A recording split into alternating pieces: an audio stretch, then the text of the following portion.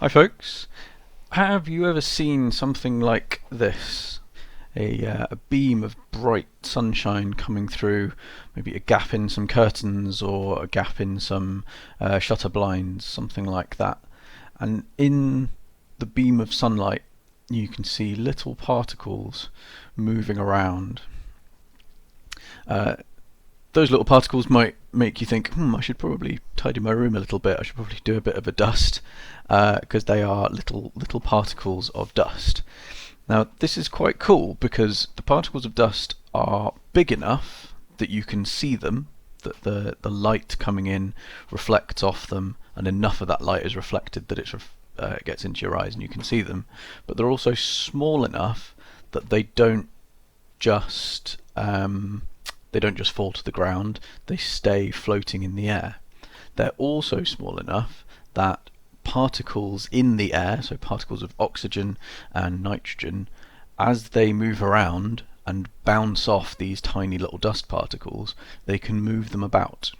So this is just a static picture, but if you lie in bed as the sun's coming up and you see that dusty beam of light coming into your room, you'll notice that the particles move around randomly. They don't just sit there suspended in space. They will drift about with no obvious intention. They're not all sinking down to the ground. They're not all moving towards the window. They're just moving around randomly. That's because the particles of air in your room and in most places are moving around randomly. You can change the way they move if you move your arm through the shaft of sunlight. You can see that the particles of dust then move around in response to your arm, but they don't just keep following your hand. They don't just move out of the way and then the beam of light is free from dust particles. It will fill up again, it will move around, and then the particles will eventually calm down and do pretty much what they were doing before you moved your arm through it. One of the things that you can do to see how you can change the way that they move, other than just moving your arm through it, is to get some cold water. Even better if you can have it maybe sitting in a bath of some ice cubes or something like that, but as cold as you can, and some water that is very hot, so fresh out of the kettle or from a hot tap that's been running for a while, so it's as hot as it can possibly be. Before you do this experiment, if you manage to get some ink or some paint or something like that, make sure that you leave the glasses of water for a little while so that they stop moving around so much, because as you pour water into the glass, even if it looks steady, there will be little currents and eddies swirling around inside the glass. And we want it to be a nice fair test, so make sure that they've been left just for a couple of minutes. It doesn't need to be hours and hours, because then the hot water will just go cold again. A couple of minutes to stop moving around so much.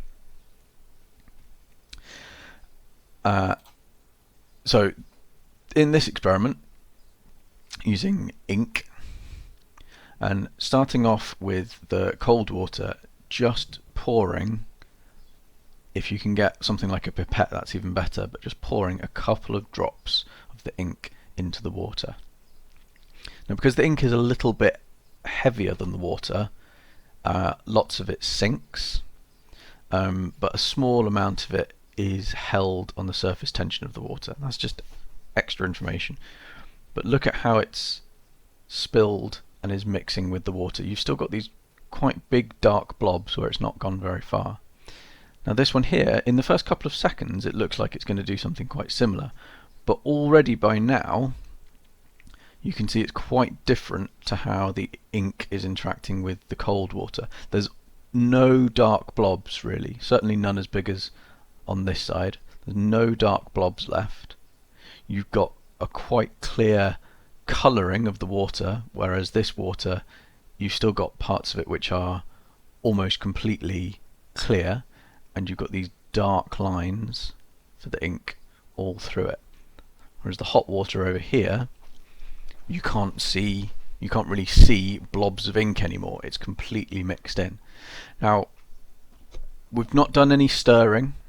We've not done anything to make the hot water mix in quicker. But if you could see the individual water particles in each of these glasses, you would see the individual water particles in the hot water moving around a lot more. They'd be moving faster, they'd be changing direction more.